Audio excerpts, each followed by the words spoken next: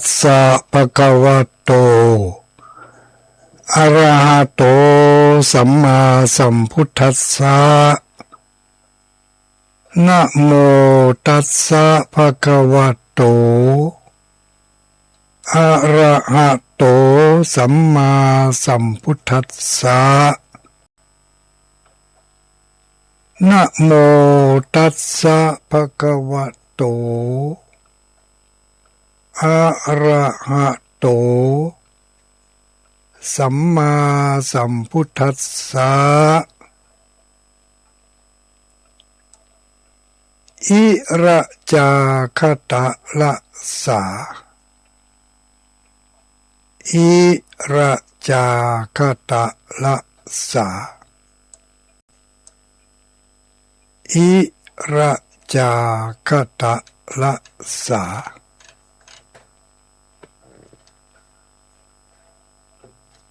ขอความนอบน้อมแด่องค์สมเด็จพระสัมมาสัมพุทธเจ้าขอน้อมอภิวาทแด่พระสัทธรรมเจ้าขอน้อมนมัสการแด่พระอริยสังฆเจ้าขอถวายความเคารพมายังท่านพระคุณเจ้าท่านเจ้าคณะพระสังฆาธิการท่านครูบาอาจารย์พระสงฆ์องค์สังฆเจ้าทุปีทุลุงทุอุยทุนาทุกรูปทุกตนทุกองค์เจริญสุขเจริญพรสวัสดียามค่ำคืนมายังอุบาสกอุบาสิกาผู้มีบุญทั้งหลายทุกผู้ทุกคนค่ำนี้คืนนี้ก็เป็นค่ำของคืนวันจันทร์ค่ำของคืนวันจันทร์ที่6เดือนกรกฎาคมพุทธศักราช2569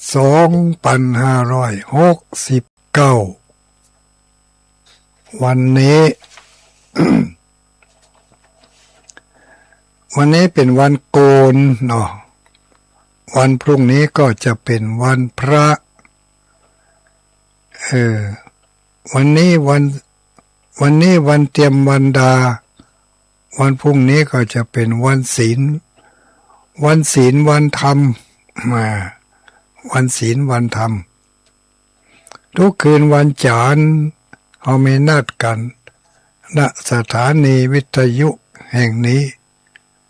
ในเวลานี้ไปจนถึงประมาณ10 โมงย่อมเยาะก็ได้พบได้ปะกันสาระอันพันละน้อยเตือนจิตสะกิดใจนำมาบอกมากล่าวกันเพื่อจะได้อยู่กันอย่างอยู่เย็นเป็นสุขกินอิ่มนอนอุ่นนะครับทางภาคอีสานเป็นว่ากินอิ่มนอนอุ่นกินได้นอนรับ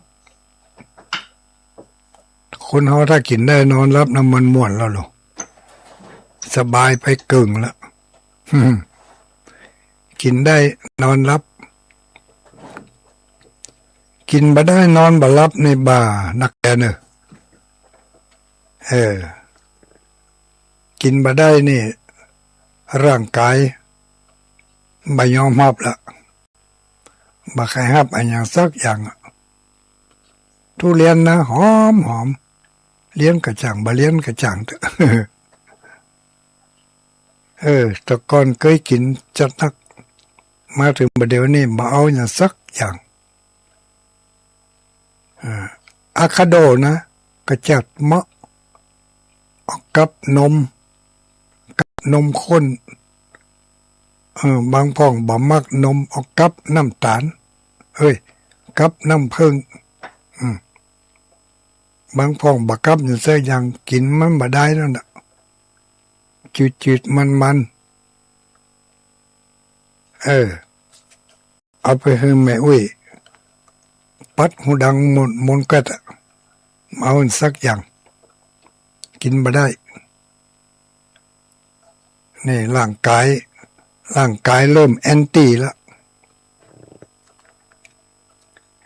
แอนตี้นี่ใช่ภาษาบ้านเฮาแล้วนี่แอนตี้นี่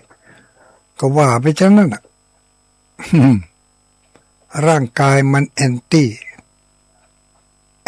อะไรแอนตี้ฟู้ดแอนตี้ฟู้ดบ่ต้องการอาหารแล้วนี่เนาะแอนตี้ฟู้ดร่างกายไม่ต้องการอาหารส่วนของร่างกายธาตุทั้งสี่ทำงานผิดปกติแล้วมันถึงได้เป็นอย่างนั้นมันถึงได้เป็นอย่างนั้นร่างกายผิดปกติก็ปาให้ใจปิวไปตัวเนอะน้อยเนาะถ้ากินบ่ได้มันก็จะยากให้นอนบ่หลับมันมาด้วยกันลูกของสองอย่างนี่ถ้ากินได้รับดีกินอิ่มนอนอุ่นนางต้องเข่งนางตาญานนะครับนี่อย่างเดียวนี่คนบางคนกินข้าวแรงนักกินนักต้องมันเริ่มทำงานผิดปกติแล้วหรออืดต้องแล้วกำเดียวก็ขึ้นมาตั้งหัวจิตเหมือนฟังอย่างบ่ใครหู้เรื่องละพออย่างบ่ใครหันละตาลายพุ้ยแล้วตาลายพุ้ยสองอาทิตย์นอนแล้วโลสองอาทิตย์นอนละฟังเตี้ยฟังรับเตี้ยอยู่กันไปก่อนมีอะไรมาฝากมีของดีมาฝากเนอะวันนี้มีของดีมาฝากอีกอะกราบนมัสการตุลุงฟังอยู่ดีใจเนอะที่ฟังอยู่มีไปทำอันนี้เจ้าที่ไหนเจ้าสารปีหรือเนี่ยเนาะเจ้าสารปีวันนั้นทุปีหนุ่มเขาโทรมาทุปีหนุ่มก็เนาะโทรมาจากสันกำแพงบอกว่าเจ้าสันกำแพงเล่าขวัญอยู่เนอะอีวะก็คิดถึงหาอยู่ลูกกูคนโดยเฉพาะอย่างยิ่งที่เขาปะกันที่วัดป่าจันน่ะเนาะครั้งแรกในชีวิตที่ปะกันที่นั่งอยู่อย่างก็นั่งอยู่บ้านเฮือนตาลนั่นน่ะบ้านเฮือนตาลนอกวัดนั่นน่ะ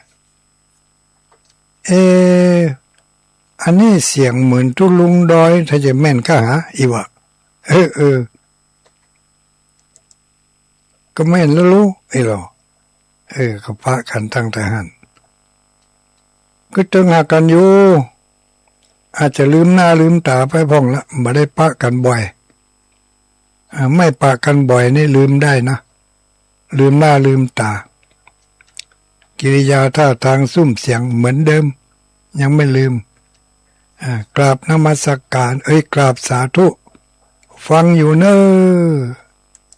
โอเคสักแลดฟังอยู่อย่าลืมนะวันที่12นี่จะได้กินข้าวเตี๋ยวละข้าวเตี๋ยวลำปางมีแม่ค้าข้าวเตี๋ยวลำปางจะเอาไปขายวันที่12 แข่งกันเนาะกับข้าวผัดน้ำปูต่างต้นทางเพิ่นบอกว่าข้าวผัดน้ำปูนี่มาเอาเตี่ยไอ้หรอเขาได้ขนมครกน้ำปูอ่ะได้ยอมได้จัดให้ขนมครกน้ำปูเนอะขนมครกนี่โอ้ประวัติมันมีนะแต่ก่อนเมื่อน่ะเคยเล่าให้ฟังมาเดี๋ยวนี้เอามาเล่าไม่ได้ลืมไปเหรอขนมครกนี่แปลว่าขนมก๋วยเตี๋ยวขนมก๋วยเตี๋ยวอย่างไรขนมก๋วยเตี๋ยวพูดนะเนอะเอาไปเปียกกันพูดขนมก๋วยเตี๋ยวขนมครกนี่มันถ้าตามตัวหนังสือเนาะครกก็คือสะกดด้วยคอควายรอเรือกอไก่อีโลครกแต่เมื่อเอาครกแยกออกมาแล้วคอมาจากคำว่าคนคอมาจากคำว่าคนรอมาจากคำว่ารักคอรอกอไก่กอไก่มาจากคำว่ากันขนมครกก็แปลว่าขนมคนรักกันลูนี่วันที่12จะเอาขนมครกไปแจกเอาไปขายอีกเอาไปขายก็ได้เนาะแม่วิคู่รักอีวะคอรออันขาดก็ไก่ไปนี่คอรอกอคู่รักกันอีกขนมครกคู่รักกันไม่อุ้ยเสาหินท่วงมาแปลมาคอรอกอคอรอคู่รักกันเนาะขนมครกนี่มันต้องมีกูถ้ามันมีกูเขาเรียกว่าขนมครกไม้ผักเดียวขนมครกไม้ผักเดียวนี่จะได้ก็รักเขาข้างเดียวเหมือนข้าวเหนียวนึ่งข้าวเหนียวนึ่งมันจะได้ไม่ได้ยินเขาว่ามาข้าวเหนียวนึ่งขนมครกถ้ามันบ่มีสองอันนี้มันไม่ผักเดียวมันไม่ประกบกันเนาะมันไม่รักกันเขาก็แกล้นว่าให้แต่สอหาว่าเนาะพุ่นขนมกล้วยขนมกล้วยขนมกล้วยตัวเอาขนมกล้วยแหลกขนมโคกเนาะขนมกล้วยโอเคสิกันแล้วอันนี้แล้วจะมึงเป้าแล้วเอาอย่างไปแลกครับเพื่อนจะมึงเป้าสดมาในวันนี้ฟังอยู่วันที่12อย่าไปลืมเนอะเจ้ามึงเป้าเนอะเอาขนมไปแลกกันนะอันนี้เจ้าลำปางจะเอาขนมอย่างก็ขนมกล้วยขนมกล้วยเติมเตี๋ยวด้วยอันนี่ขนมกล้วยเตี๋ยวเอาไปแลกขนมคอลอกอเปิ้นแม่อุ้ยเสาหินนี่อันนี้ถ้าจะขนมลังพึ่งลังพึ่งไม่แตกลังนะอุ้ยนะอย่าไปเฮือแตกลังเนอะถ้าพึ่งแตกลังในยุ่งนะอุ้ยมันเป็นหังอยู่อย่างอันคือไม่อยู่อย่างอันไปก่อนไปฝั่งแตกด้วยเป็นว่าจะได้พี่น้อง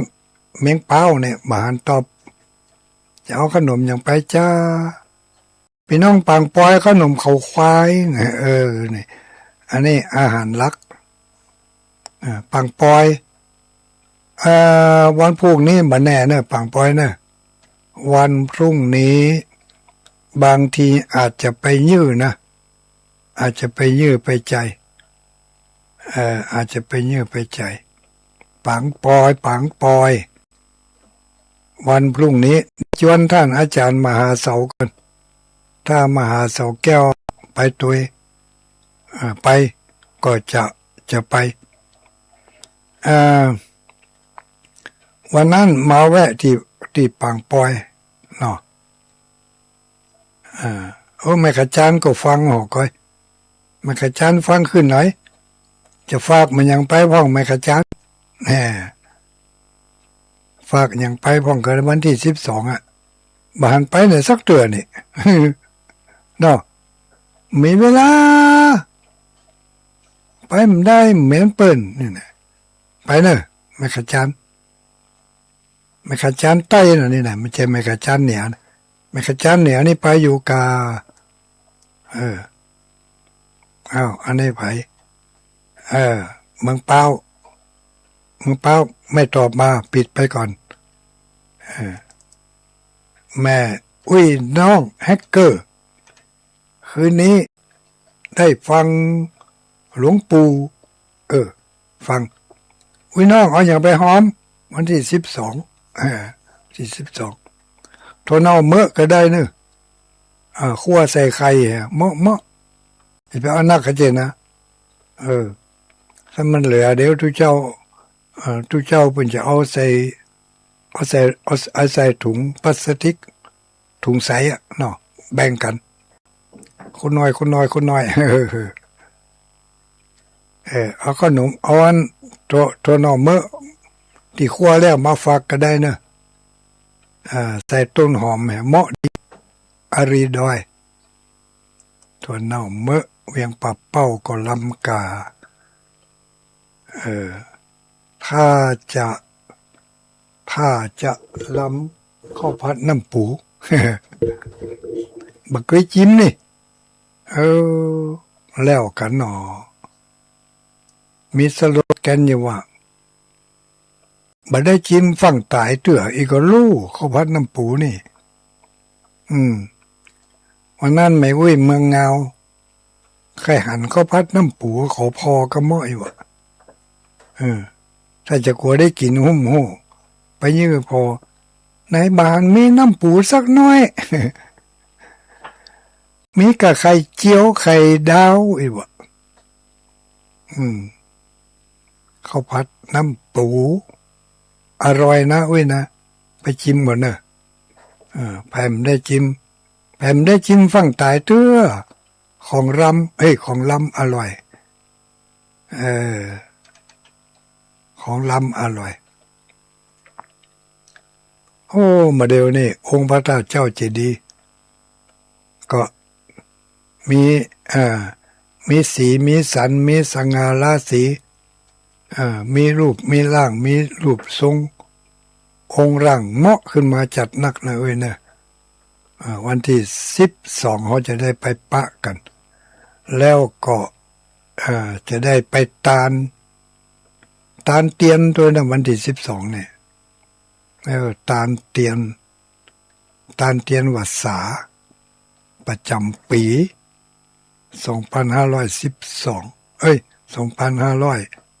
2569ในวันที่12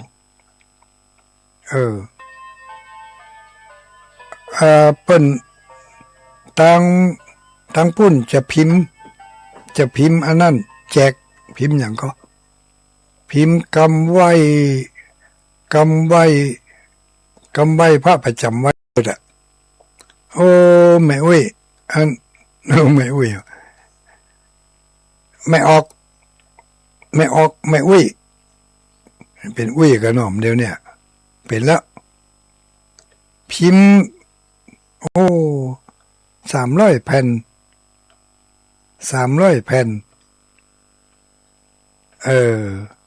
ที่จริงถ้าเอาเข้าไปลงพิมพ์นะเขาจะใส่กรอบใส่อย่างจัดหม้อ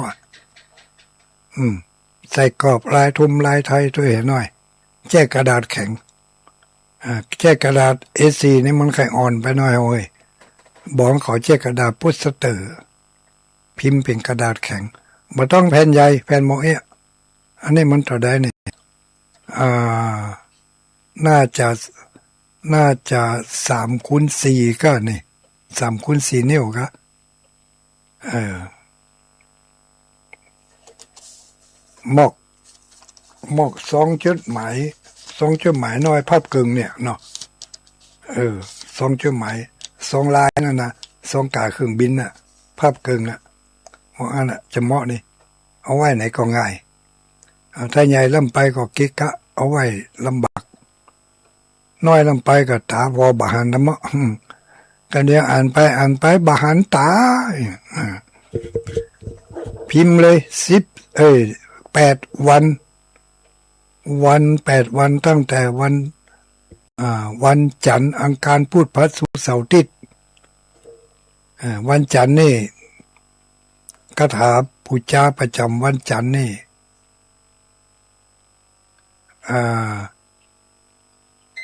มีคำว่าอิละจากตะละสา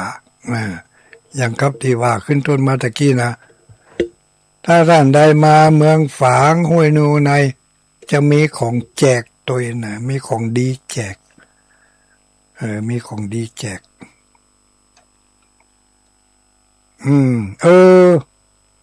ประกาศปูกาศ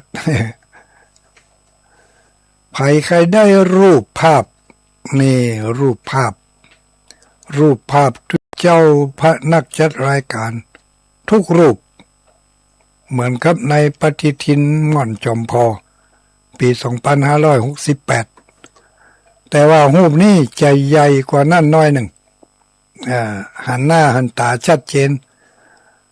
ส่งไปที่โรงพิมพ์แล้วเขาปรับแต่งหน้าตาขึ้นมาทำไมรอมาหันจะนักตนที่บลอนะก็รอขึ้นมาอย่างกับตุลุงดอยนี่แล้วก็ทุกเจ้าที่เพิ่นซื้อหำทำผ้าไปนั่นก็เอารูปอื่นเขาแทนละเอาตามพระคุณเจ้านักจัดรายการที่ มาในรายการพิเศษน่ะเอาเข้าแทนไปได้ปรับแต่งรูปภาพขึ้นมาแต่ว่ารายชื่อนั่นก็ยังเหมือนเดิมรายชื่อก็ตามตัวเลขวันที่12เนอะถ้าใครได้ไปเอากันที่วัดบรรพตสถิตไม่ใช่ที่วัดห้วยงูในหลวงตาตุลุงเอาฝากไว้ที่ท่านอาจารย์สาธิต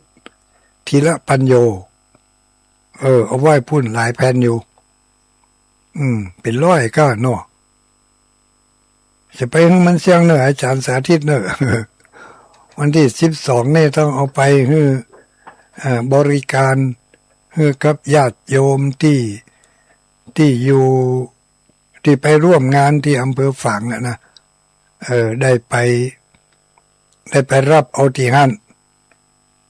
ได้ไปรับเอาที่นั่นรูปภาพ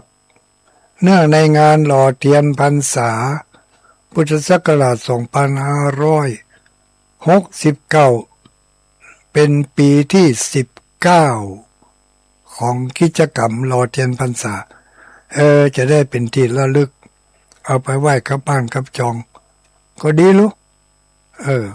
เอาพระสงฆ์สังฆเจ้าไปไหว้พ่องคนบ้านเหนือบ้านใต้เพิ่นมาหารก็ใส่หูทุกเจ้าไหนนักแท้นักว่าเนี่ยอันนี้เจ้าของบ้านก็จะได้จี้คือพอนี่อันนี้ทุกเจ้าถูนั่นนี่เปิดออกเวลานั่นวันนั่นเนี่ยนี่ทัดมานี่ทุกเจ้าถูนั่นนี่ชื่ออันนั้นเปิดออกรายการเมื่อคืนน่ะออกรายการเมื่อแรงก็มีเมื่อคืนก็มีเมื่อเจ้าที่4ที่5พุ่นก็มีบางตนไปงานใดปะงานนั่น แบบชนิดที่เรียกว่าปะงานไหนมีงานไหนปะที่หั่นบางตนนี่ตั้งแต่ออกกิจกรรมมาก็บ่เคยไปโซหน้าโซตากำเตือ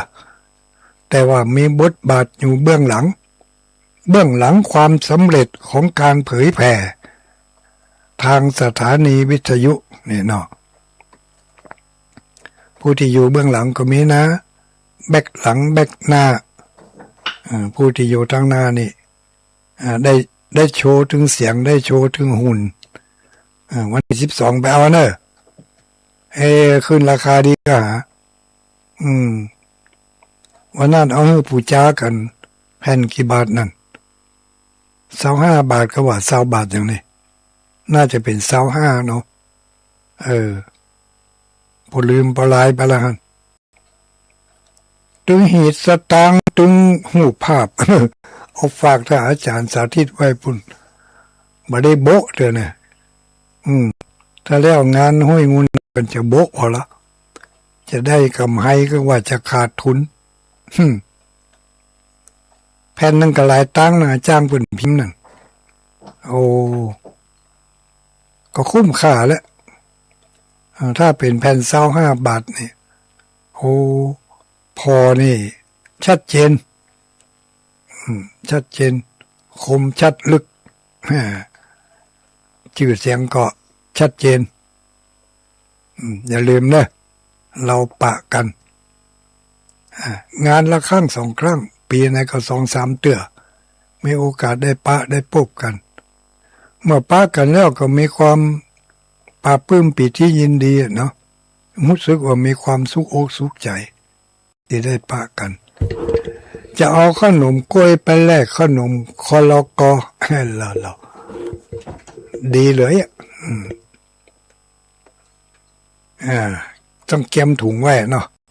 โอ้บัดเดี๋ยวนี้เปิ้นบ่ให้ใส่ถุงเนอะเปิ้นให้เอาใส่แอปเอาใส่กับใส่ตลับแอปใส่ถุงติ้วไปมันอายให้เปิ้นว่าเขายกเลิกไปแล้วใครจะเอาถุงมาใส่ของกินงานนี่เจ้าภาพบ่มีอีวะบ่มีถุงเนอะเพิ่นเตรียมหม้อไปต่อเตรียมหม้อเขียวหม้อขาวกันไปเนาะก็ว่ากันไปบางคนพอหุ่นจัดเหมาะมานึกสักหน่อยว่าจะมีถุงใหญ่เหลือเปิ้น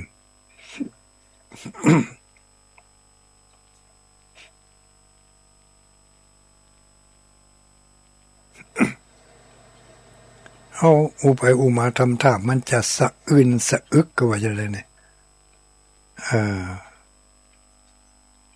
ลมขึ้นต้อนเนี่ยก็บ่ได้กินอย่างนะคนโบราณเป็นว่าลูกของกินมาล้ำมาจ้างกำป้อนขืนครับเขกินลมในขึ้นต้อนบ่ตันกืนลื่นลงหอดต้องนี่ไม่ได้กินอย่าง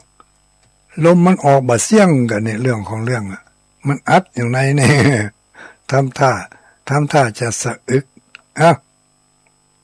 วันที่12ไปรับของดีก็แล้วกันของดี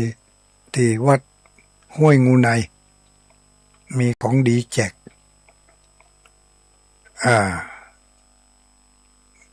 สำหรับรูปภาพนั่นบัตรแจกฟรีเนอะไม่แจกฟรีอาจจะมีบางคนอยู่บางคนน้อยใจว่าบัตรแจกก็มาเอาไอ้หนูไหวสาธุลุงฟังอยู่เจ้าลำปางเจ้าเจ้าลำปางนี่ฟังได้ดีเนาะวัดบรรพตสถิตส่งกระจายเสียงไปไกลส่งไปแถวลำปูนนี่ก็ส่งไปแถวดอยลอนี่ก็มันน่าเชื่อเนาะข้ามน้ำข้ามทะเลข้ามน้ำข้ามดอยไปสุดไปดอยลอบุญนี่สุดไปลำปูนบุญเนี่ย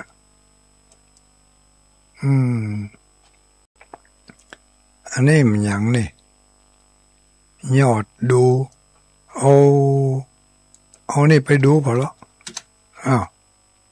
อันนี้ครูบา40,000เป็นส่งอย่างมาไปหู้มาได้เปิดพอมาได้เปิดพอครูบา40,000ไปลืมเมื่อวันที่12นะต้องได้ไปถ้าไม่ไป เจ้าห้อยงูนายถามหาทื่อๆอ่ะวันนั้นเพิ่งก็ถามหาเท่าก็เลยบอกเขาเบิ่นไปตามนั่นอ่ะตุลุงแดงก็แจ้งไปตามที่อันที่หันในหูบนะกันเนาะอ้าวกราบไหว้สาฟังอยู่จากอันนี้จากที่ไหนห้างชัดคะห้างชัดก็ว่าก็ขาห้างชัดเนาะไหว้สาพระครูฟังธรรมฟังธรรมทงอยู่อันเนี้ยพิมพ์ผิดพิมพ์ถูกตาบักดีตาลายไปแล้วเนาะอันบางเตือก็ตาจัดดีแต่มือมันจิ้มไปให้ก่อนมือมันเป็นแรดเขาจะจิ้มกอไก่มันไปพิมพ์เป็นขอไข่ไปให้แล้วก็บัดนั้นได้ตรวจมันทีท่วนแล้วก็กดส่งเนี่ยสำคัญระวังอันตรายเนอะก่อนจะส่งเนี่ยต้องอ่านไว้ให้ก่อนเนอะจะไปฟังล่ำนี้บัดนี้เขียนผิดเขียนพลาดคนถ้าลงไปในกลุ่มแล้วไปใหญ่คนเป็นหันมดถ้าลบตันภายใน2-3 นาทีนั่นก็เป็นอย่างถ้าเมินข้ามเป็นชั่วโมงไปแล้วลบยากแล้วคำนั้นนะของตุลุงเนี่ยลบบ่ได้แล้วถ้ามันเกินชั่วโมงไปละจำเป็นต้องคำอยู่อย่างนั้นพิมพ์ผิดพิมพ์ถูกก็จะได้หมู่เฮาทั้งหลายผู้เฒ่าผู้แก่ผู้สูงอายุสวทั้งหลายส่งเฟซส่งไลน์ไม่ว่ากันส่งไปแกง่อมแกเหงาแกง่อมถึงคนส่งแกเหงาถึงคนอ่านส่งกันไปแต่ก่อนจะส่งสำรวจตรวจตาให้ดีถ้าเฮาพิมพ์เองก็อ่านให้มันแน่นอนละบ่ถูกต้องละบ่ส่งเลยมันแก้ไขได้ไม่ใช่ว่าส่งไปแล้วส่งผิดขอสุมาเตอร์นี่มันก็แก้ไขมาได้พูดถึงเรื่องเฟซเรื่องไลน์ของตันสมัยเฮานี่เป็นคนมีบุญนะเว้ยนะอย่างที่ทุลุงจังว่าเจริญพรอุบาสกอุบาสิกาผู้มีบุญทั้งหลายเนาะ ผู้มีบุญทั้งหลายเขามีบุญนะมีบุญอย่างใดหูติบเขาก็ได้ยินเขาก็ได้บรรลุถึงละหูติบเขาบรรลุถึงตาติบเนี่ยได้หันเสียงติบเสียงทิบยังมาเดียวเนี่ยไม่ปะเขาอยู่ที่ไหนกันพ่องนี่ทั่วปริมณฑลนี่โดยรอบเนาะตั้งเชียงรายกับพุ่นแถวแม่สายแม่จันข้ามเขตข้ามแดนไปพุ่นได้ยินหมดสดมาตั้งเจียงแสนเมืองถึงได้ยินอยู่สดมาตั้งภูกำยาวสดมาตั้งเมืองป๋ง เมียงจุนนี่ก็มีนะสถานีฟังอยู่แต่ว่าบานไปโทรมาซักเตือพี่น้องเมืองจุนนี่ใจดำเมียงโป่งพอจะมีสดมาอยู่แต่เมืองจุนนี่บ้าแรงน้ำใจถึงกับบอกฟังถึงอำเภอนี่บ่ใจก็มันต้องฟังแต่ว่าวันนี้จะเปิดพอละพี่น้องเจ้าอำเภอจุนลองเปิดโทรมาพอเนอะ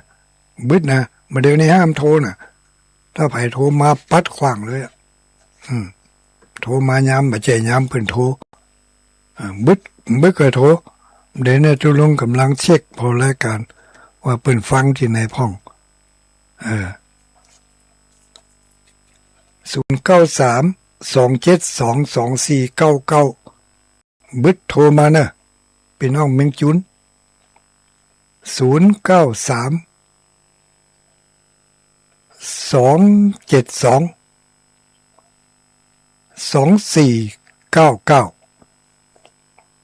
ใครเกิดพศนี่พศ2499นี่แต่ก่อนมีคนจังไม่ลิมเกิด2499โอ้ได้บริจาคกาน้ำกาไฟมาโดยตลอดมาระยะหลังๆนี่หายไปคือเติงหาอยู่เนอ2499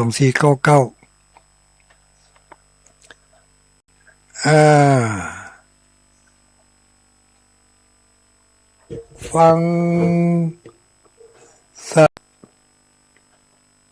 อันนั้นสมาธรรมะพระครูฟังธรรมะยามดึกเจ้าสาธุ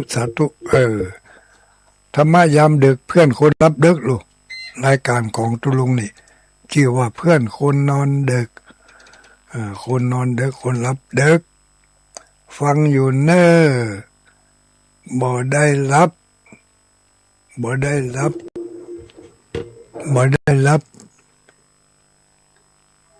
เขียนถูกแล้วแต่มือถือมันเลี่ยมกว่ามันเปลี่ยนข้อความเนอะอันนี้อย่างมาได้รับเขียนถูกแล้วอันนี้เขียนถูกยังเป็นเจียนถูก อันนี้ทำแล้วมันเปลี่ยนข้อความเนอะเชียงใหม่อันนี้เชียงใหม่กลางเวียงเชียงใหม่กลัวทุกข่าวกันเนาะไปทุกได้ยังไงปอดต่อมาก่อนเปิ่นก่อนต้านว่าได้ไม่ออกนี่อยู่ที่ไหนนี่มังเงากันนี่เฮ้ยมังเงาก็เมืองพันเมืองเงาก็ว่าเมืองพันพอการ์ตูนนี่เนอะการ์ตูนสงสัยเนี่ยอยู่บ้านไหนก็ว่าที่ขอรูปเป็นที่ขอรูปมานั่นน่ะ3 แผ่นมาได้ส่งให้ต้องมาเดียวลืมไปหาละลืมตีโยไปหาเสาะหาไหนนี่ก็บ่มีวันนั้นคอมพิวเตอร์มันล่มฮาร์ดดิสก์ตัวนั้นมันจุ่งไปหาแล้วข้อมูลเก่าๆอยู่ในฮาร์ดดิสก์หายแสบหมดเหลือกับอันใหม่เสียดายข้อมูลรูปภาพเอกสารอย่างทุกอย่างอยู่ในฮาร์ดดิสก์ที่นี่ฮาร์ดดิสก์มันเสียถ้าจะเอาไปจ้างเขากู้คืนก็จะบ่คุ้มค่าเนาะฟังอยู่คนฮักพะเยาคนพะเยาแท้ๆคนพะเยาคนฮักฟังคนฮักพะเยาตะกี้ไล่เลี้ยงมาตึ้งเมืองจูนให้แซ่บตึ้งเป็นน้องเมืองจูนดอกคำใต้เนาะเลาะไปทางเลาะเทิมไปทางเมืองเงาพดไปเมืองเงาพดไปลำปางพดไปเมืองน่านเนาะพดไปเมืองน่านข้ามปูข้ามดอยไปเมืองน่านพี่น้องเมืองน่านก็ฟังอยู่ไลน์ก็บ่หันโทรก็บ่ได้ยินน่านนี่หายไปเหมือนนักแกแต่ก็หูข่าวว่าฟังอยู่เพราะว่ารายการอื่นเพิ่นโทรไปอยู่นี่โทรไปอยู่ก็แสดงว่าฟังอยู่รายการของเฮานี่บางทีอาจ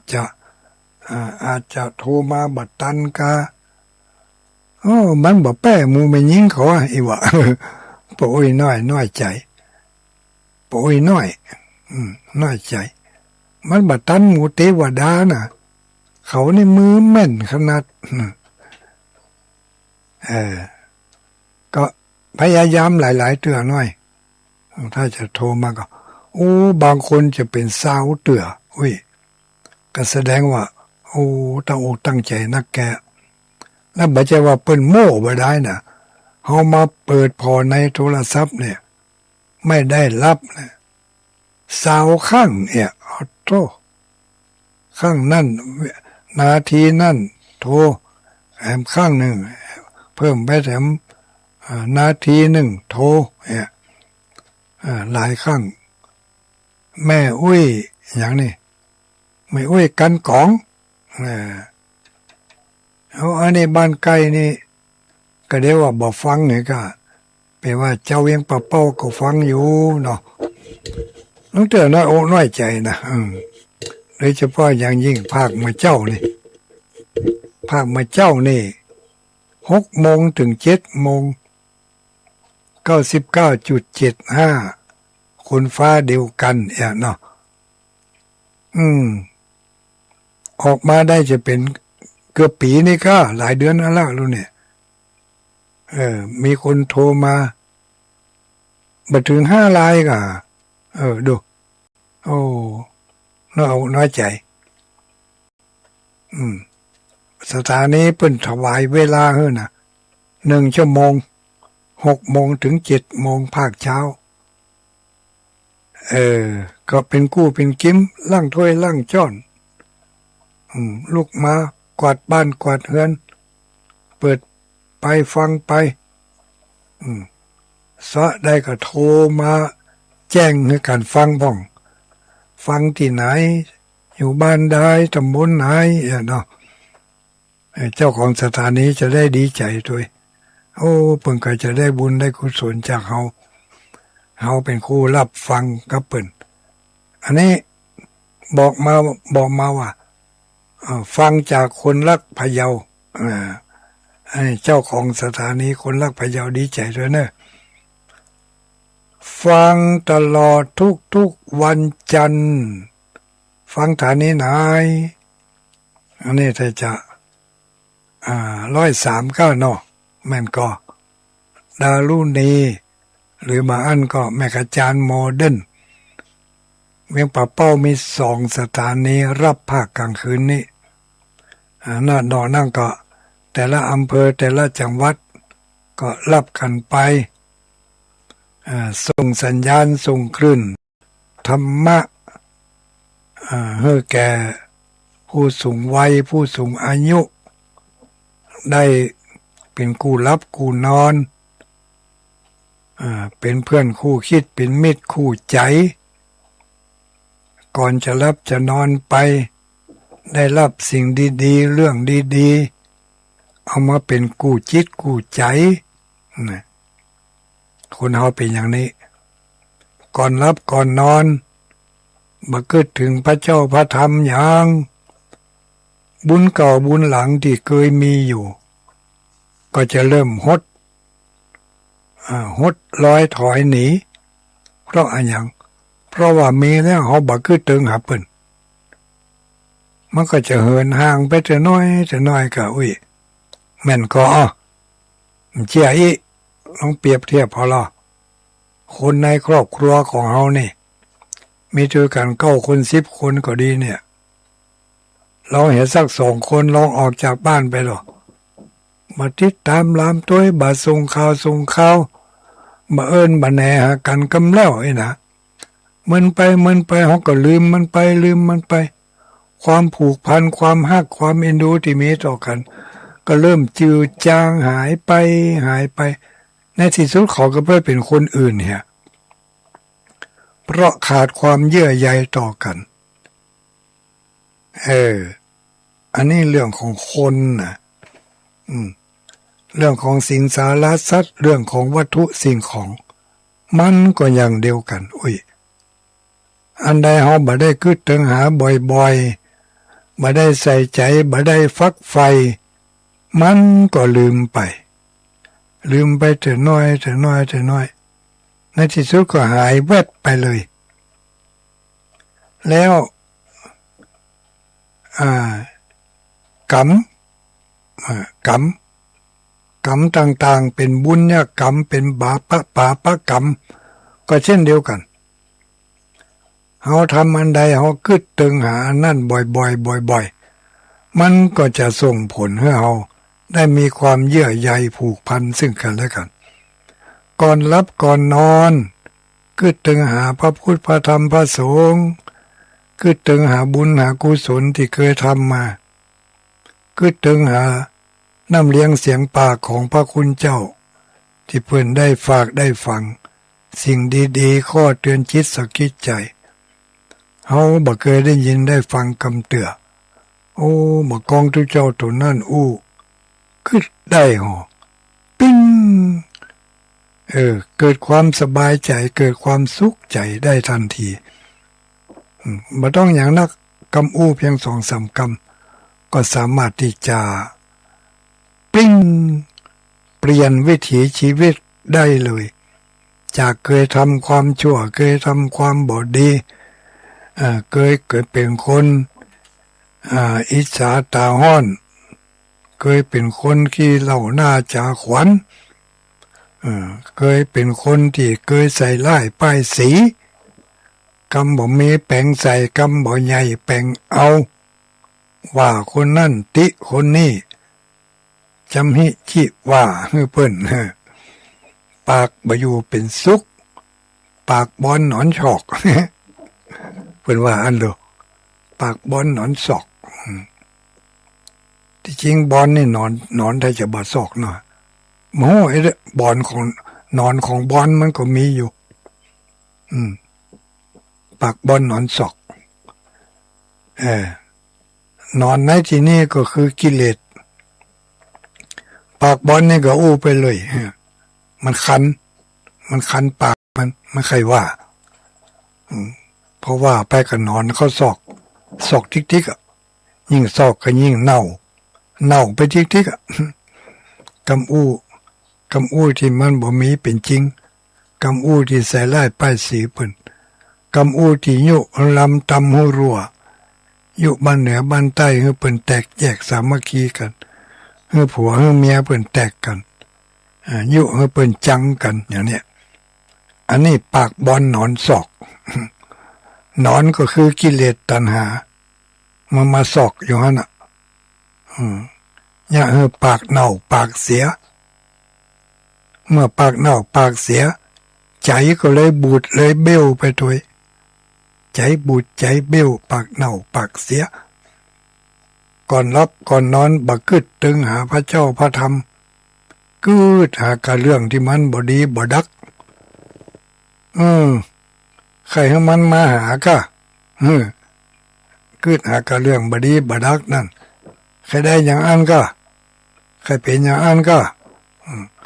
บ่ใครเป็นก็ไปกึดหามันอย่างกึดหาเรื่องดีๆก็เฮาใครเป็นคนดีเนี่ยเฮาใครได้ของดีเฮาใครให้จิตใจของเฮาดีเฮาก็คิดแต่สิ่งที่ดีๆก็มีไอ้หยังพ้องอ่ะเปิดแล้วไปถามตุลุงดอยหั่นคาถาเพิ่นแจกถึงวันกูคืนมาเจ้าก็แจกเมื่อคืนก็แจกคาถาเพิ่นเอามาจากไหนหาก็ยังมาถามหาเก้าหาหากอยู่มาจากไหนจังเพิ่นหยัง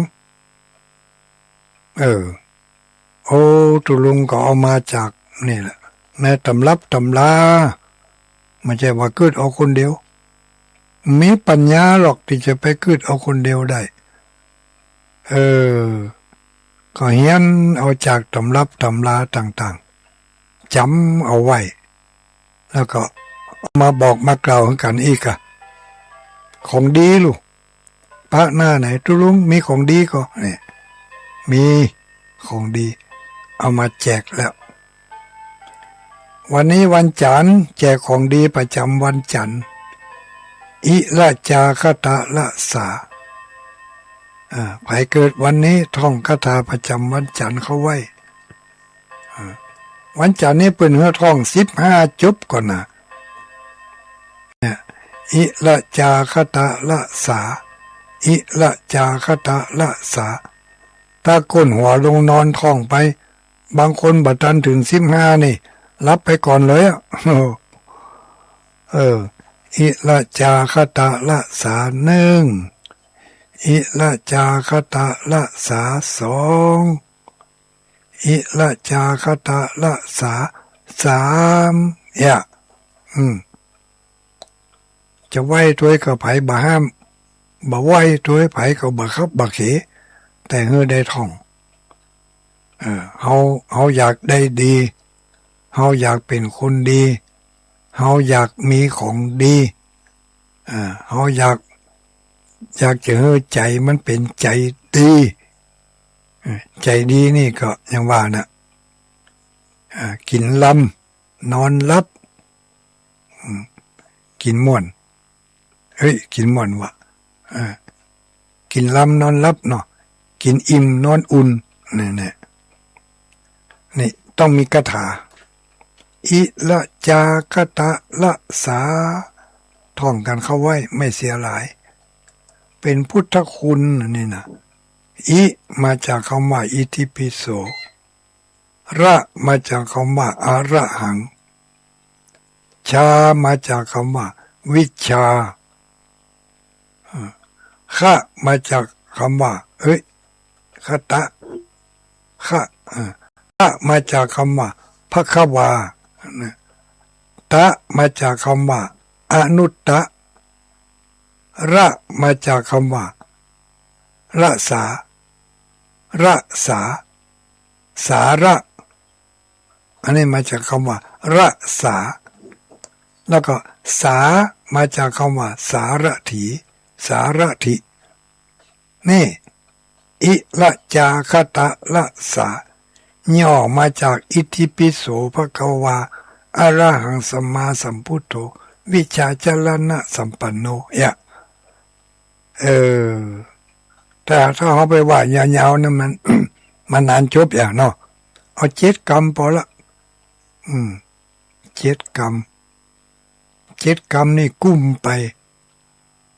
กุ้มย่อมาจากจำนวนทั้งหมด56 กรรมนะ7 กรรมเนี่ยย่อมาจาก56 กรรมเพราะว่า7 กรรมนี่มี8 เตือลูกเตือที่1นี่ก็คือเตือที่1นี่ก็คืออิละจาคตะละสานี่แหละ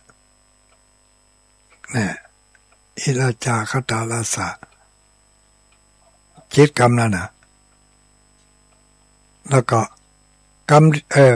บทที่2ของคนที่เกิดวันอังคารวันอังคารนี่ขึ้นต้นด้วยคำว่าตินี่ติหังจะโตโรทินังวันอังคารนี่ว่าบันัก8 จบเพราะว่าเป็นว่าวันกำลังวันอังคารนี่มีกำลัง8ก็เรียกว่าตามกำลังของวันอังคารมี8 จบติหังจะโตโรทินังติหังจะโตโรทินังวันจันทร์กับวันอังคารนี่ได้ต่อได้ละ14เนาะ14 กรรมแล้วนะติหังจะโตโรทินัง14 กรรมแล้วจำได้หรือยังนี่วันอังคารติหังจะโตโรทินังนี่ถ้าใครได้เป็นแผ่นกระดาษต้องไปเอาที่วัดห้วยงูในทางเจ้าภาพได้จัดเตรียมพิมพ์ไว้แล้วต่อไปวันพุธกลางคืนนี่ก็ท่องหลายจบหน่อยเนอะ17 จบตะกี้18เนาะอันนี้17 รอบวันพุธกลางคืนว่าอย่างนี้ปิสัมระโลปุสัตพุธนี่คนที่เกิดวันพุธกลางคืนปิสัมระโลปุสัตพุธปิสัมระโลปุสัตพุธว่า17 เตือเนอะ เอาหัวถึงหมอนเมื่อคืนวันนี้นะอู้ถึงเมื่อคืนนะถ้าบอกวันจะว่ากี่จบกี่รอบก็ได้แต่เมื่อคืนก่อนเข้านอนก่อนรับไปเนี่ยท่องให้มันได้17 รอบวันพูดสุมาเถอะเนอะวันพูดกลางวันวันพูดกลางวันไม่ใช่กลางคืนวันพูดกลางวันเนอร์วินเนอร์แก้ไขผิดพลาดวันพูดกลางวันให้ว่าปิสัมละโลปุสัตพุทธวันพุธก็ลงท้ายด้วยพุธจับกันพอดี วันพุธกลางวันปิสัมละโลปุสัตพุทธพอพานสระอุทอทหารอ่านว่าพูดว่า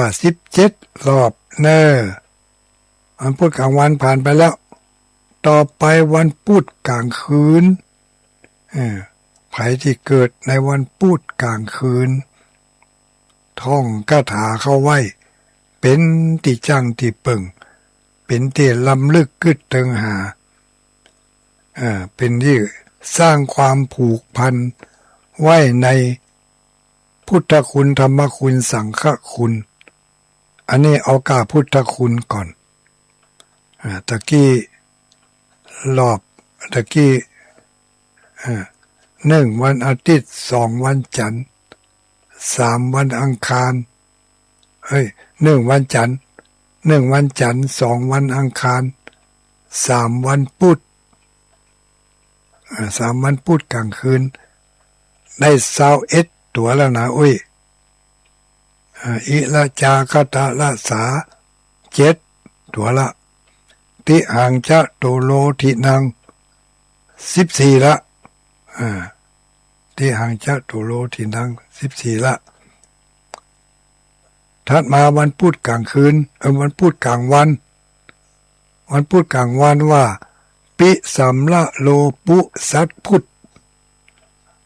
ปิสัมละโลปุสัตพุทธอันนี้7กี่ตัวได้นะ1 ติด 2 จันทร์1 จันทร์2 การ3 พุธ21แล้วนะ21 กรรมแล้วนะปิสัมละโลปุสัตพุทธ21 กรรมละต่อไปวันพุธกลางวันวันพุธกลางคืนทำไมมันสลับซับซ้อนปากไว้เหลือใจนี่วันพุธกลางคืนอีกแล้วเนาะวันพุธกลางคืนนะเปิ้นให้ว่า12 จบ12 รอบเนอะวันพุธกลางคืนสมุดปากกาดินสอปิดคนตะกอนเปิ้นว่าปิดเอาปิดมาแล้วปิดเดี๋ยวมันได้ยินนะเนาะปิดนี่นะเนาะเอาปิดมาแต้มเนอะแต้มลงในกระดาษปิดนี่ถ้าจะเอาแต้มในแผ่นไปเรียกว่าอย่างแผ่นอย่างก็แผ่นกระดานเนี่ยกระดานสนวนน่ะแผ่นหินเนาะแผ่นหินวันพุธกลางคืนว่าอย่างนี้คอควายสระอะข้าพุทธปันทูข้าพุทธปันทูธรรมวะคะนี่ขึ้นต้นโดยคะก็ลงท้ายโดยคะพุทธปันทูธรรมวะคะฟังให้ชัดเจน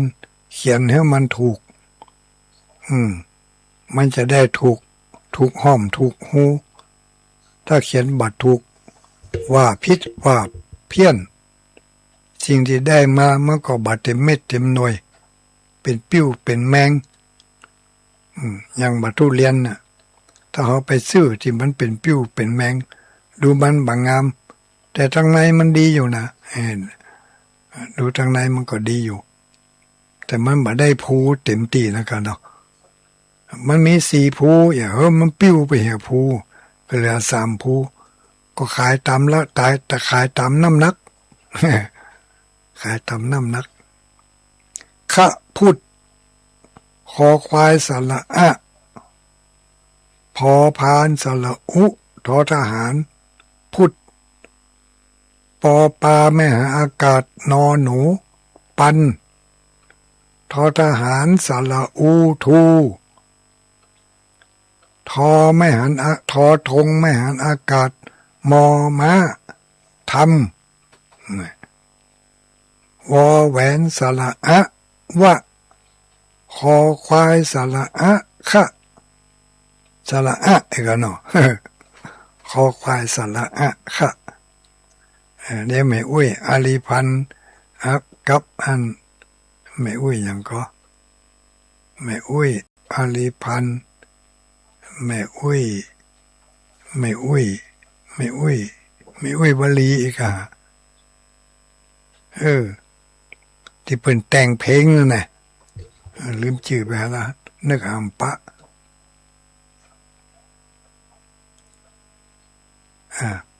เพราะว่าทั้งสองอุ้ยเนี่ยเพิ่นเป็นแม่ครูลูกเป็นแม่ครูหลายคนเป็นแม่ครูว่าภาษาไทยบ่ถูกตุลุงอีกอะภาษาบาลีเขียนบ่ถูกแม่อุ้ยเกษณีแต่มั้งอันนั้นเป็นสอนตัวเมืองนู่นน่ะอ้าวคาถาประจำคนเกิดวันพุธกลางคืนให้ว่าดังนี้7 กรรมเนอะคะพุทธปันทูธรรมวะคะพุทธปันทูธรรมวะคะ12 รอบก่อนรับก่อนนอนคืนนี้จำให้ดี12 รอบว่าไปถ้ารับไปในขณะนั้น หรือถ้ามันยังบ่รับเลยก็ท่องไปทิกมันจะเกิน12 รอบก็แล้วไปเอาจนมันรับไปกับไปปะใส่โยมพระบาลถามว่าคุณทำอะไรมาบอกว่าข้าพเจ้าท่องคาถาประจำวันเกิดมาเจ้าค่ะไปสวรรค์นี่ค่ะเนาะเดี๋ยวยมพระบาลจะถามคุณทำอะไรมาโอ้กำลังกึดหากำแจ่งคำดาแต่เจ้ามันยังบ่สะใจเถอะนะวันผู้ขอปะมันหนังกำเถอะจะด่ามันเอาจิบกันหมดไปนรกเนาะเพราะมันกึดบดีหรอกกึดบดีไปนรกกึดดีไปสู่สวรรค์เนี่ยนะใครเคยได้หันภาพยนตร์หันหนังเนาะหนังพิภพมัจจุราชนะพิภพมัจจุราชสวรรค์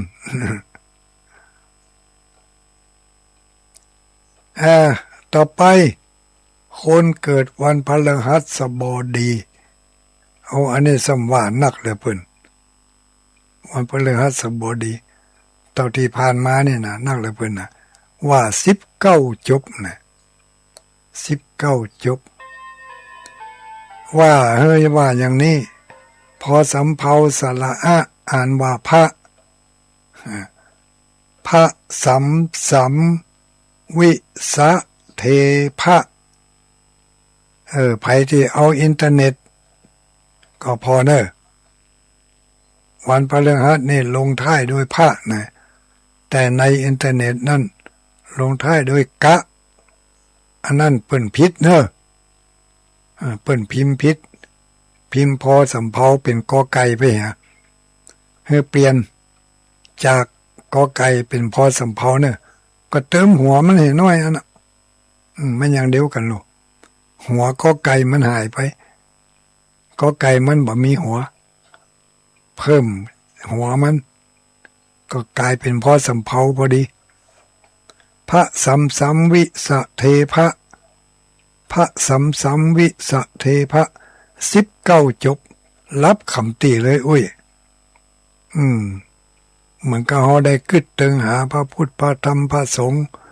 กึดตึงหาของกินของทานจะรวมอยู่ในนี้หมดกึดตึงหาไปทำคุณงามความดีไว้ที่ไหน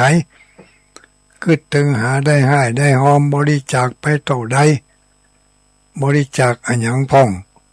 บริจาคก่าน้ำก่าไฟบริจาคแปลงวิหารบริจาคแปลงศาลาบริจาคไปร่วมโรงทานบริจาคไปร่วมซื้อบดินกีแปลงเจดีย์พระธาตุที่ปางปอยตอนนี้กำลังเปิดรับบริจาคจากมดินกีเอาไปแปลงเจดีย์พระธาตุที่วัดปางปอยตำบลแม่คะอำเภอฝางจังหวัดเชียงใหม่วันพุธถ้ามีโอกาสจะได้ไปยื้อไปใจฝนกำลังบัดตกกันเนาะกลัวฝนตกห้ามกลางตังไปยื้อไปใจวันพุธทุลุงท่านมาหาฟังอยู่เกียมตัวเนอะวันพุธไปแอวปังปอยด้วยกันคิดว่านะคงจะได้ไป80-90%แหม10%นั่นก็มีเหตุการณ์ล่วงหน้าเหตุการณ์ที่บ่ได้เกิดไว้ล่วงหน้าอาจจะมีความจำเป็นบางสิ่งบางอย่างเกิดขึ้นกระทันหันกระทันด่วนเนาะก็จะไปยื้อไปใจพอก่อนบดินกีขึ้นไปแล้วหลายชั้นแล้วก็บัดเดี๋ยวนี้จะเอาเครื่องไม้เครื่องมือไปช่วยขนปูนขนดินกีขนหินขนทรายขึ้นไปบนเจดีย์ที่เพิ่นแปลงใหม่พระสัมสัมวิสะเทพะคาถาบูชาประจำวันเกิดวันพฤหัสบดีไผเกิดวันพฤหัสบดีว่าทุกวันไผเกิดบ่ใช่วันพฤหัสบดีท่องไว้เวลาจะไปก้าไปขายหลายล่องต้องบ้านเต็มบังไปทางด้านไปทางด้านทิศใต้ทิศตะวันตกไปทางด้านทิศตะวันตกให้ท่องคาถานี่ไว้พระสัมสัมวิสะเทพะนี่เป็นการทักเทวดาเป็นการเปิดทางมงคลเปิดการค้าการขายเปิดการปฏิสัมพันธ์ทิศตะวันตกเป็นคาถาประจำวันเกิดของคนที่เกิดวันพฤหัสบดีมีกรรมว่าพระสัมสัมวิสะเทพะอย่างนี้ให้ท่องอย่างน้อยก่อนนอนคืนนี้19จบท่องไปตัวนับข้อมือไปตัว นับข้อมือไปตัวถ้านับนิ้วนี่มันบ่กุ้มนับข้อมือนี่จะกุ้มอยู่เนาะ19ข้อต่อไปคนเกิดวันศุกร์คนบรรดาวันเกิดทั้งหลายนี่วันศุกร์นี่มีกำลังนักเหลือเปิ่นมีกำลังถึง21อย่างโหนะห้ามถาม21มันหยังตุลุง19มันหยังโหเปิ้นว่ามาก็ว่าต่อมีกำลัง21มันหยัง21กิโลกะ21เมตรกะโหจะน้ำหนัก21ก็ว่าระยะ21ก็ว่าจำนวน21นี่เฮาก็บ่ฮู้เด้อเพิ่นว่ามาว่ามีกำลัง21เฮาก็ว่าต่อไปจะเนี่ยคนเกิดวันพุธว่าคนเกิดวันศุกร์เมื่อวันก็จ้างเมื่อคืนก็ตามหือว่าอย่างนี้วาโทโนอะมะมะวาวาโทโนอะมะมะวา วาโทโนอะมะมะวาอันนี้สำหรับผู้ที่จะไปจะเดินทางไปทางทิศอีสานตะวันออกแจ่งเหนือเรียกว่าคาถาบทนี้ทิศตะวันออกเฉียงเหนือเรียกว่าคาถาบทนี้วาโทโนอะมะมะวาเทวพุทธเทวดาเต้าทั้งสี่อยู่ในทิศนั้นจะได้เตรียมตัวเตรียมใจต้อนรับผู้ที่จะมาทิศนี้เพราะยกธงมาก่อนแล้วนี่วาโทโนอะมะมะวาส่งเสียงไปเทวบุตรเทวดาอยู่ทางทิศนั้นได้รับทราบก็จะต้อนรับด้วยไมตรีอันดีอันงามเนาะเหมือนกับหมู่อันธพาลต้อนรับถ้าเป็นอันธพาลมาต้อนรับก็เกียมเหล้ายาป่าปิ้งกะเกียมเครื่องมโหรสพดนตรีบึ้งบึ้งบังบังสนั่นเข้าไปแปลหัวอกหัวใจบุญเนาะจิผู้จิหยังโตหัวตกหมอนตุ้มตั้มบุญเนาะนี่การต้อนรับเหมือนต่างกันเทวบุตรเทวดาเปิ่นต้อนรับก็มีความจุ่มเนื้อเย็นใจทักทายปราศัยด้วยน้ำเลี้ยงเสียงปากอันดีอันงามอันไพเราะ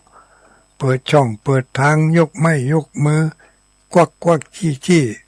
ไปทางนี้ระวังอันนี้ระวังเนอะจะไปต้องสะดุดเนอะก็ดอกวาโทโนอะมะมะวาคนเกิดวันศุกร์วันนี้ฮือท่อง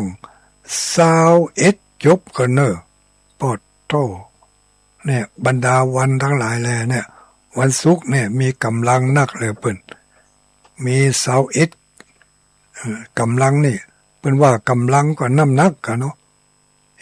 กำลังนี่มันเป็นอย่างพลังงานแรงดันเนาะกำลังก็คือแรงดันมีแรงดันมีพละกำลังทางภายในและภายนอกรวมแล้ว21วาโทโนอะมะมะวาวันศุกร์ผ่านไปต่อไปวันเสาร์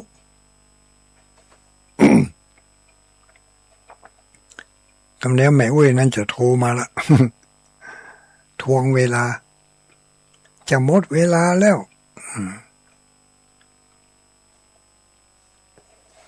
โอ้ยวันเสาร์คนเกิดวันเสาร์นี้มีกำลังทางภายในและภายนอกรวมกันแล้วมี10มีกำลังอยู่10หยัง10กิโลกะ10กิโล10เม็ด10ขีดนี่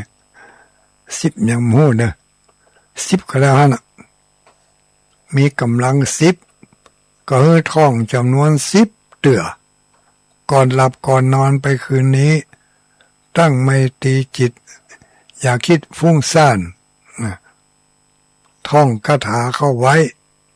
จะได้ไปปะกับยมพบาลยมพบาลถามว่าก่อนจะมาคุณได้ทำอะไรบอกว่าเราท่องคาถาประจำวันเกิดโสมานะกาลิถาโทโสมานะกาลิถาโทคนเกิดวันเสาร์ต้องท่องว่าอย่างนี้โสมานะกาลิถาโทยมพบาลก็จะบอกให้คุณไปทางขึ้นสวรรค์ไปเนาะก็ว่าไปจากนั้นเป็นการปลอบจิตปลอบใจกันกันอย่างเอกกันอย่างที่ตุลงว่าตะเกียเฮาระลึกถึงบุญระลึกถึงบุญถึงทานระลึกถึงศีลบ่อยๆระลึกถึงการไหว้พระสวดมนต์บ่อยๆมันก็เหมือนกับว่าคนในครอบครัวของเฮาเพื่อแผ่เจือจานซึ่งกันและกันมิตรไมตรีมันก็มีต่อกัน ตลอดจนถึงกัลยาณมิตรพรรคพวกเพื่อนฝูงเวลาไปการไปงานก่อนบ่าหันหน้าหันตาก็ตักหาถามหาก่อนหันหน้าหันตาก็ดีอกดีใจทักทายใส่กันยิ้มใส่กันจับมือถือแขนกันบางคนใกล้ชิดกว่านั้นโอบกอดซึ่งกันและกันเนี่ยก็ดีอกดีใจเมื่อได้ปะได้พบกันแล้วเหมือนกันบุญกุศลทำกันมาเมื่อนนานๆคิดถึงบุญถึงกุศลนั่นบ่อยๆเมื่อเขาคิดถึงบ่อยๆมันก็อยู่ในจิตในใจคิดใจหาเมื่อใดก็ปะมาอันบ่มีสิ่งอื่นมารบกวนบ่มีหมอกมีเมฆมีฟ้า บ่มีควันหมอกควันมาบังตาบังใจก็ได้โล่งโปร่งสบายสบายใจนะก่อนจะรับจะนอนไปคืนนี้ใครเกิดวันเสาร์ก็ท่องเขาไว้โสมานะกาลิถาโทโสมานะกาลิถาโทท่องถึงบุญถึงกุศลบ่อยๆได้กี่ตัวแล้วเนี่ยเดี๋ยวนี้วันเสาร์1จันทร์2การ3พุธ4พัด5ศุกร์6เสาร์นี่42กรรมแล้วเว้ย42กรรมแล้วนะตั้งแต่อิละจาคตาละสามานะได้7กรรมติหังชาโตโลทินัง14กรรมเนี่ยแล้วมาถึงบัดเดี๋ยวนี้โสมานะกาลิถาโท42กรรม42กรรมแล้วนะมีอยู่8วันอ่ะวันละ7กรรม8 7 56เท่ากับคุณของพระพุทธเจ้า56เท่ากับคุณของพระพุทธเจ้า56อันนี้มีได้4เท่าไหร่6 7นี่6 7ได้1วันจันทร์2อังคาร3พุธ4พุธ5พัด6ศุกร์7เสาร์กันเนาะ7กรรม7เสาร์กัน7 49ได้49กรรมละและยังวันอาทิตย์วันอาทิตย์ทำ7วันวันอาทิตย์นี่ขึ้นต้นด้วยคำว่าอวิชสุนุสสานุติอวิชสุนุสสานุติ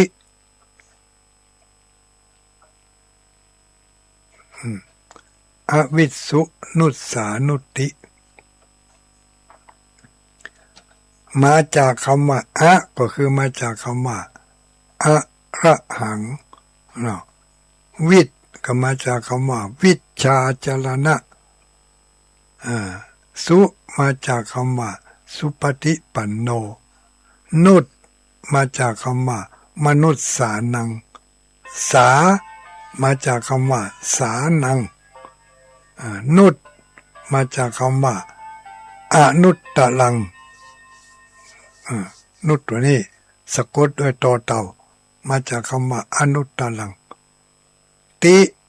มาจากคำว่าพุทโธภควาติจับพอดี56กรรมเท่ากับพระคุณของพระสัมมาสัมพุทธเจ้ามี56คุณพระธรรมมี38วันหน้าก็มาแจกมาแยกกันว่าคุณพระธรรมเป็นแจกเป็นแยกกันอย่างใดเดี๋ยวจะไปซ่อหาก่อนเนอะย่ำปะเถอะนะ คุณพระสงฆ์มี14จำไม่นะ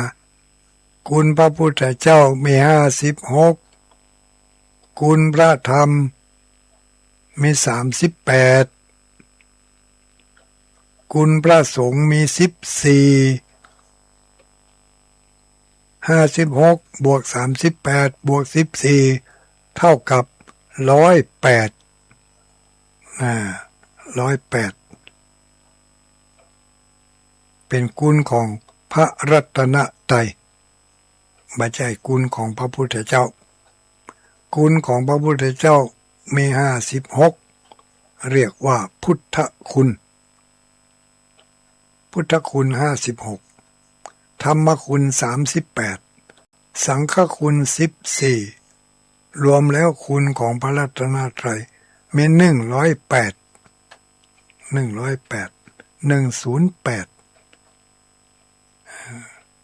อันนี้ปากันจำเขาไว้จำไว้ยังก็จำไว้ฮะนะมันไม่เสียหายมันไม่ใช่นักไม่ใช่นักบาของดีหรอก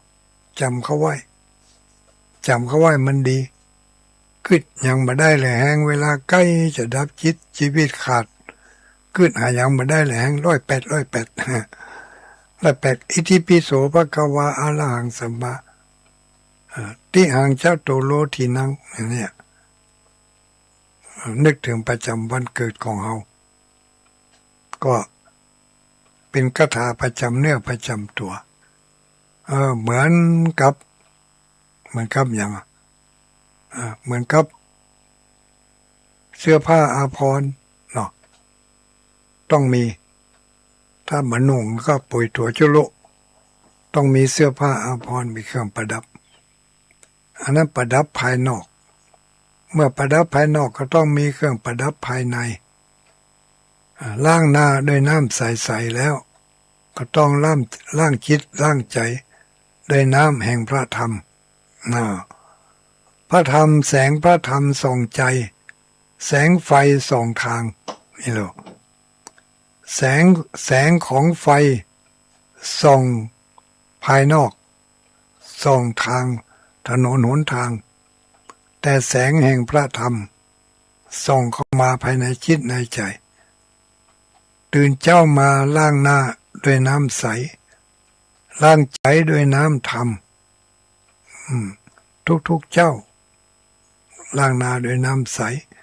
ล้างใจด้วยน้ำธรรมค่ำคืนวันนี้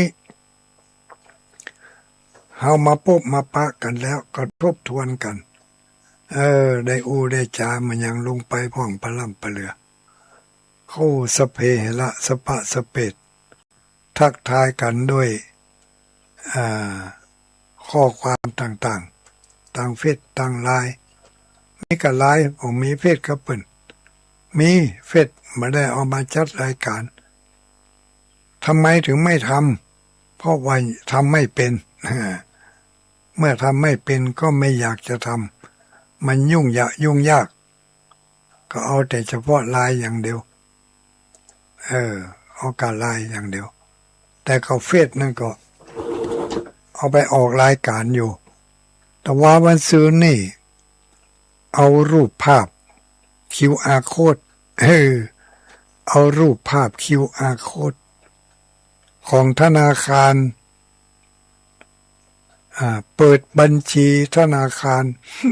เดี๋ยวนี้ทางวัดเปิดทางเบื้องบนได้สั่งมาบอกว่าให้ทางวัดเปิดบัญชีธนาคารเพื่อจะรับเงินบริจาคของญาติโยมและญาติโยมที่บริจาคก็บ่ต้องไปขอใบอนุโมทนาเปิ่นมีให้เบ็ดเสร็จถ้าเราบริจาคผ่านธนาคารของวัดนี่นะบัญชีของวัดเนี่ยเบ็ดเสร็จใบอนุโมทนาอยู่ในหั่นไผ่หอมกี่บาทกี่สตางค์ถ้าไปเสียภาษีเพิ่นจะหักทดลดหย่อนให้เนาะไผ่หอมนักก็ได้ลดหย่อนนักไผ่หอมน้อยก็ได้ลดหย่อนน้อยไม่ใช่ว่าได้บุญน้อยนะได้การลดหย่อนภาษีฟังให้มันถูก ฟังบ่ถูกฟังบ่ได้ซับจับไปกระเดียดตุลุงดอยว่าหอมนักได้นักว่าหอมน้อยได้น้อยบ่ได้หมายถึงบุญหมายถึงภาษีที่เขาจะได้รับการลดหย่อนภาษีที่ลดหย่อนนั้นถ้าหอมนักก็ลดหย่อนได้นัก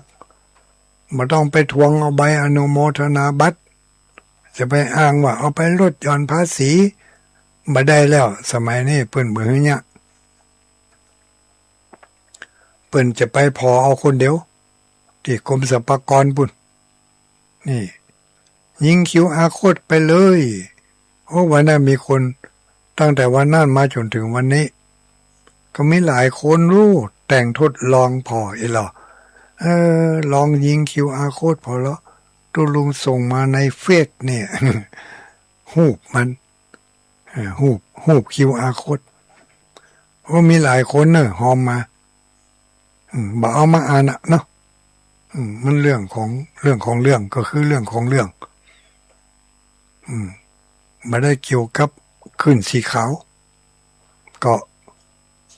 ภายใครหอมก็หอมเนอะไปเปิดพอในเฟซในเฟซเฟซชื่ออย่างชื่อพระครูปฏิภาณธรรมทินก็ว่าชื่อวัดจอมพอหุ่นน่ะลองไปเข้าไปพอถ้าไปเข้าจังสพอเดบัญชีวัดม่อนจอมพออรัญญวิเวกคีรีมีคนหอมหลายคนอยู่กาน้ำกับไฟก็เอาหั่นน่ะจ่ายกับไฟเดือนนี้ยังแควนน้อยกับไฟลดลงมาจัดนักต่ำที่สุดอะเท่าที่เคยได้จ่ายค่าไฟสูงลงมานี่หลายปีมาละโอ้เกือบ10 ปีแล้วก็ที่ได้จ่าย2,000ปลายน้อยเนี่ยนะนอกนั่งก็3,000 4,000 5,000 6,000มีทั้งเตือ9,000น่ะโอ้ยโทใจหายใจคว่ำมันเป็นจะได้จ่ายค่าไฟฮอกก็บ่ได้ไปยากมันหยังเสี่ยงถึง9,000ตรวจไปตรวจมาเป็นว่าต่อสายพิษว่ะ ต่อสายพิษดีอะไฟไหม้ถึงนะเมื่อนะไม่ใช่ปีนี้หลายปีมาละเดือนนี้เสียง2,000ปลายบุญกำบุญจูได้หรอมีผู้บริจาคผ่านเฟซผ่านQRโค้ดมาโอ้กุ้มอยู่ลูกเหลือก่อน เหลือก่อนนี่กุ้งกับไฟไปกับน้ำกับไฟประจำเดือนเหลือก็ทดแทนไปเดือนต่อไปเนาะ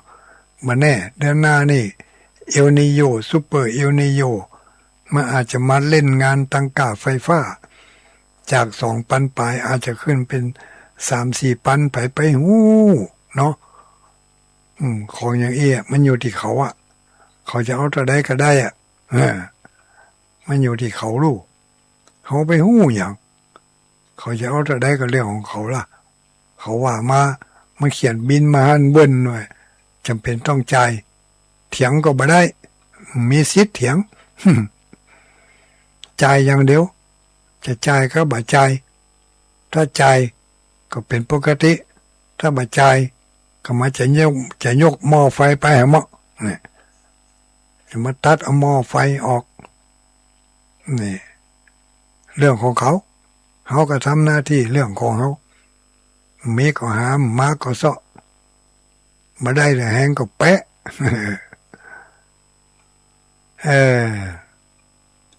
ว่าจะได้บ่เดี๋ยวนี้ 9 โมงปลายตัวได้แล้วนี่9 โมงปลาย37 นาทีเนาะสมควรแก่น้ำแก่เนื้อก็รับสายบ่เดี๋ยวไปเอาโทรศัพท์มาก่อนเนอะปุ่นน่ะอยู่หัวคันไดปุ่นน่ะอยู่ปากประตูปุ่นน่ะเดี๋ยวก่อนเนอะสมมาแล้วเนอะ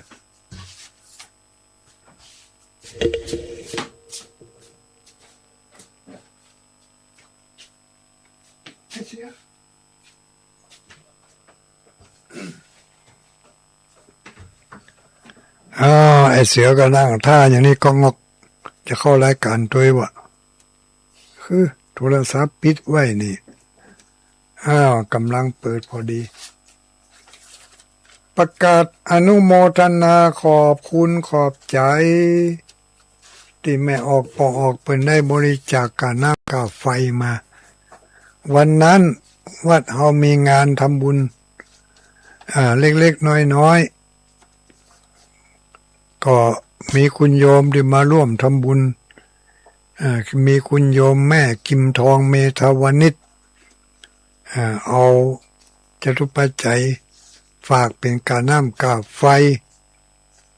อันนี้ฟังถึงวันถึงเมื่อคืนมาเจ้าเอโลมีคุณโยมแม่อาลีสุขสิงห์ถวายกาน้ำกาไฟอันนี้ยังมีนี่อยู่มีอุ้ยเกียงคำสุภามูลพ่อมดื้อลูกหลานตาล1 ชุดพร้อมปัจจัยมีเครื่องดื่มน้ำชากาแฟแล้วก็สตางค์ฝากมาในแถมอันนี้เป็นฝากมา2 ปันกันนะไม่ได้หอมไม่ได้เอาไปให้เพิ่นเตือวันนั้นกึดแล้วว่าจะบ่ปะท่านพระครูกัลยาก็บ่ปะแท้ๆวันที่12นี่ปะแน่นอนอุ้ยแม่อุ้ยเขียงคำสุภามูลพร้อมลูกหลานทุกคนอันนี้ก็หอมห้อยงูในตานไว้ไปหน้านี่ก็บ่ได้เอาไปอยู่นี่อยู่เนอะวันที่12แน่นอนคุณครูขวัญล่าคำแสงบ้านห้องนอดอันนี้ก็ฝากลุงหนานนัชวินมาขวัญล่าคำแสงบ้านห้องนอดฝากมาเมินละมันข้างอยู่นี่มาได้อ่านถัดมามีแม่อุ้ยพันดีกะพันดีใจโม่เนาะอุ้ยพันดีใจโม่ถวาย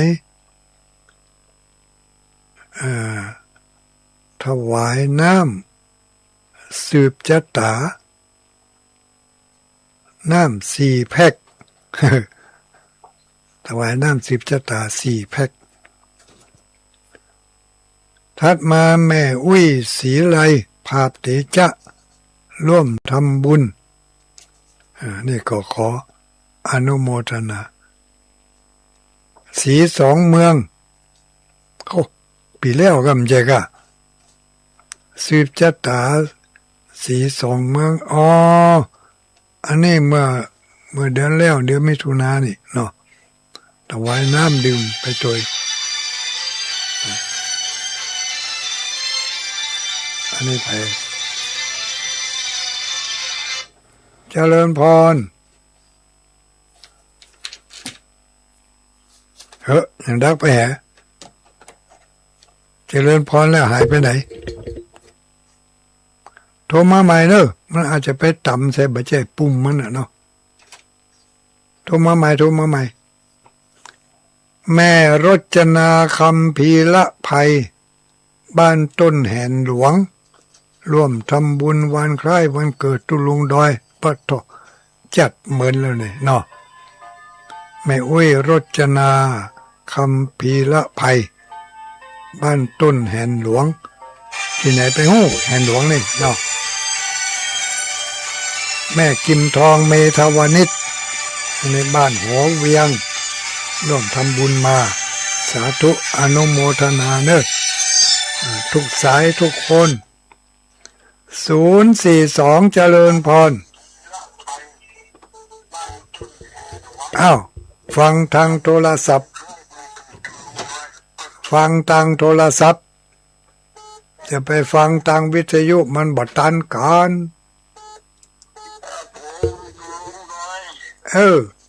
ปะอุ้ยนั้นปะน้อยก็ไม่ใช่นานเด้อกะปีหน้าเป็นนานเห็นเด้อ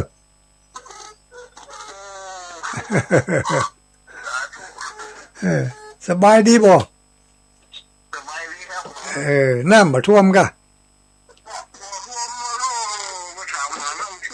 เอ้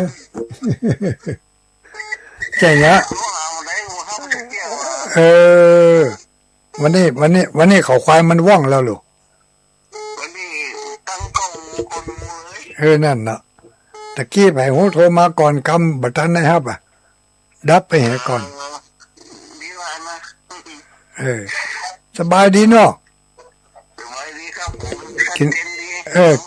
กินข้าวล้ำน้ำลงนอนรับเนาะถ้าอย่างนี้ก็แสดงแสดงว่าสุขภาพดีทั้งกายทั้งใจอนุโมทนาเนอะขอบใจหลายเนอะสาธุรับดีฝันดีสาธุสาธุเจริญพร5408ใครเอ่ย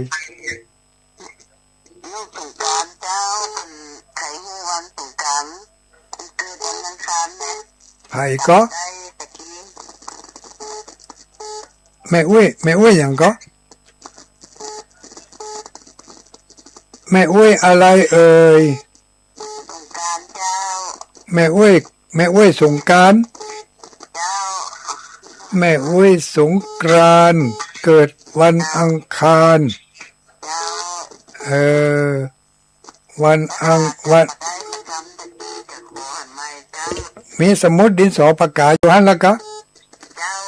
ต่อเต่าสระอี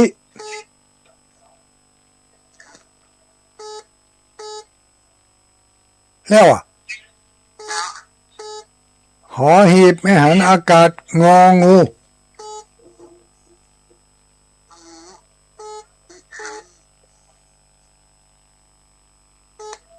จอจานสระอะสระโอต่อเต่าสระโอต่อเต่าสระโอรอเรือ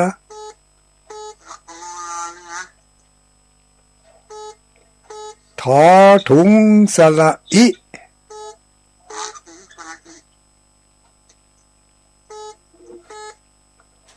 นอหนูไม่หันอากาศงองู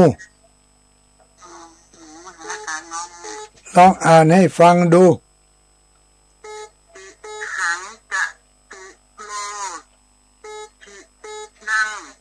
อย่ามาเขียนสระอุที่ต่อเต่านั่นสระโอต่อเต่าสระโอสระโอสระโอ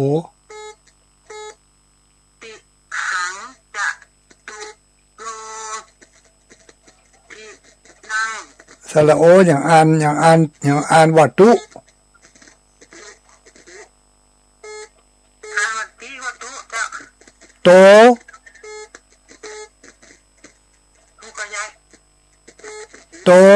โตไม่ใช่สระอุสระโอต่อเต่า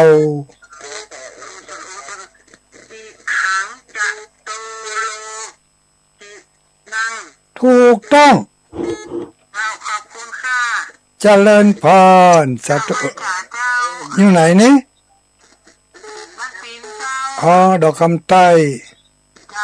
อนุโมทนาสาธุเนอโชคดีมีใจเนอสาธุสายต่อไปเจริญพรไม่ว่าอินกะ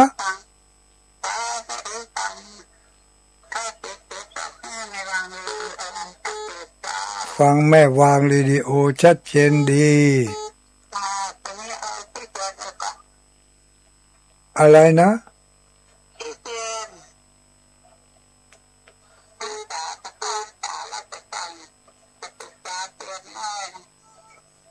ปูจาเตียนน้อยจะปูจาเตียนวันนี้ดีกว่าอีกอะ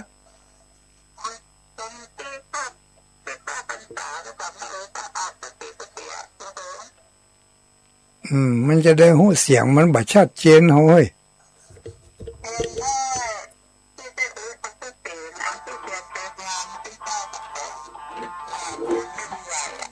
แล้วมันจะได้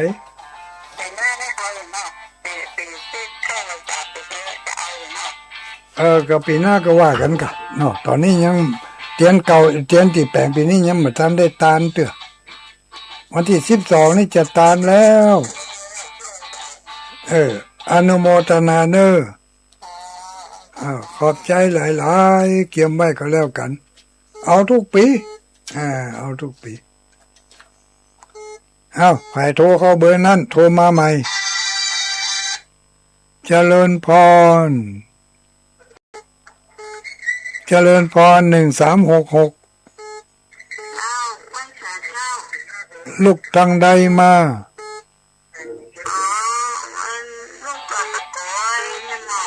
แม่หม่อมเราปะก้อย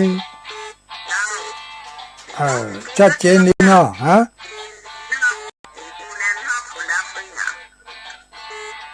ที่ไหนรับ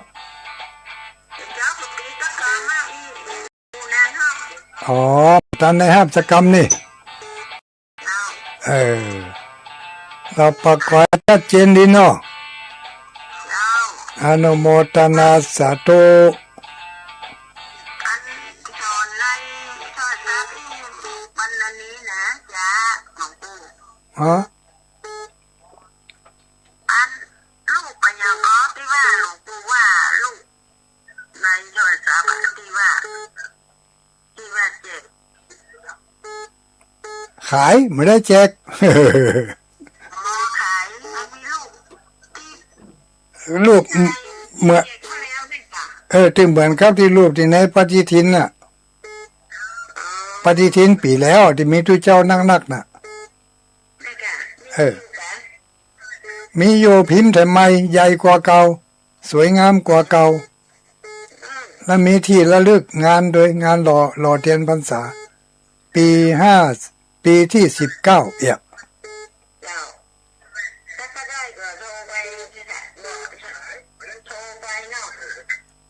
บ่ได้ส่งทางไปรษณีย์เพราะว่ามันส่งไปรษณีย์มันลำบากมันคือยากจะส่งไปรษณีย์นี่นะสร้างหมู่ที่อยู่กิมอยู่ใกล้กันหมู่ที่อยู่กิมอยู่ใกล้กันก็ฝากกันไปเอาที่วัดห้วยงูในวันที่12ถ้าไปได้ไปเอามาเผื่อจิมเนอร์จะสะดวกกว่าส่งทางไปรษณีย์ขอนิมนต์พระภิกษุสงฆ์สามเณรเจริญพรแม่ชีโยคีคุกเข่าพนมมือ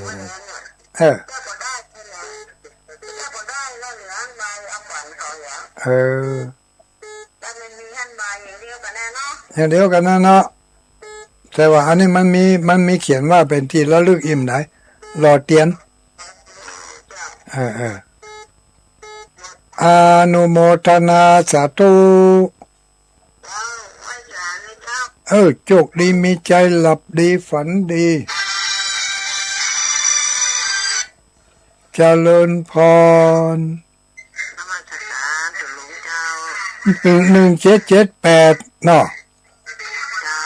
โทรมาจากไหนแม่ก้อมใจคำอำเภอเงาตัวแทนพี่น้องเมียงเงาเนาะ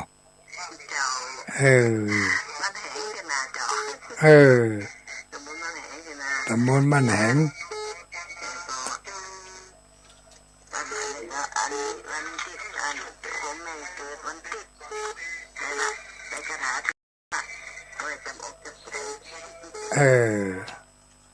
วันอาทิตย์เป็นมิตรกับวันจันทร์อวิสสุนุสานุติเนาะ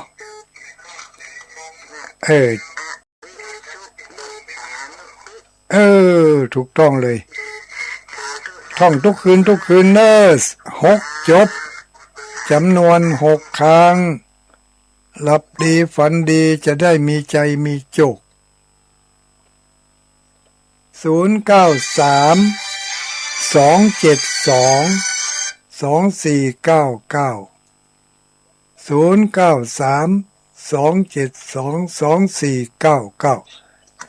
ิญพรจ้าปิดไปแล้วสามสายหลวงพ่อก็ฮับเนอเจ้าฮับอยู่แต่มันไปจ้าครูบาสั่งคัดไปละอยู่ทางคอยไม่ฟังธรรมะจึงบอกมันถอยฟังหลวงพ่อครูบาดอยฟังผู้มากกว้างก็ของไอ้ทิ้งอยู่บ้านตรงซานอำเภอเมืองปานท่านพระฟังขึ้น106.0นะถึงวันไหนล่ะเอาเป็นห่มแก้วปูใสที่โทรไปหาหลวงพ่อครั้งนี้โทรกำลังใจเนอะได้ฟังเมื่อไรกับม่วนใจได้เจ้าเข้าใจขอบคุณหลวงพ่อกับขอบคุณเจ้าของสถานีด้วยเนอะเจ้าเนอะสาธุสาธุอนุโมตามิรับดีฝันดีเนอะเจ้าสาธุเจ้ามีใจมีโชคสุขภาพสมบูรณ์แข็งแรงสาธุสาธุ0932722499เจริญพร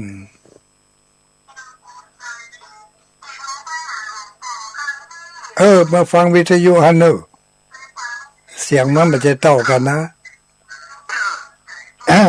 ว่าจะได้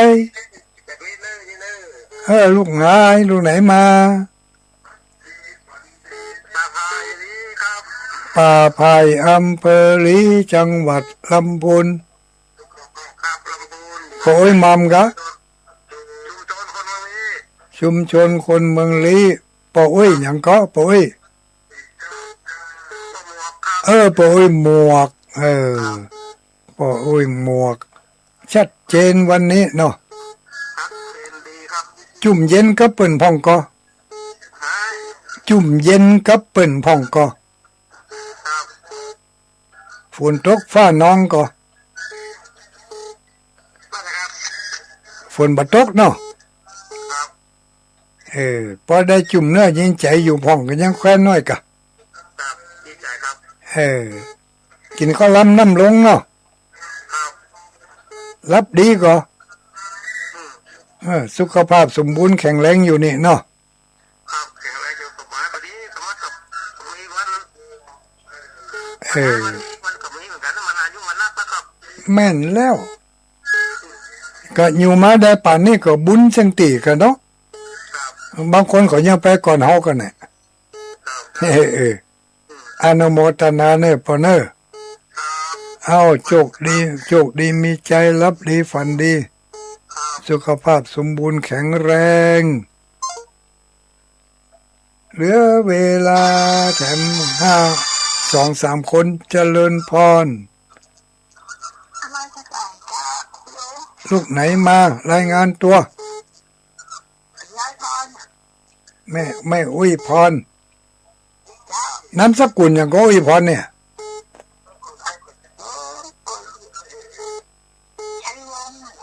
แม่อุ้ยพรชัยวงศ์อีเนาะบอกจักนามสกุล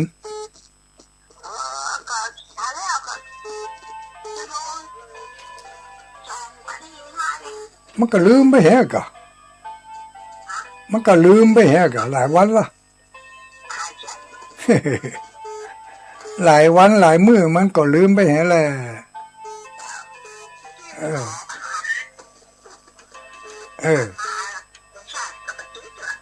ไปติดเปิดกระจัดรายการของเปิ้นอยู่ก้านอนรับให้เร็วปิดโทรศัพท์ละให้ก็ขี้ข้านฮับอวยพรกะ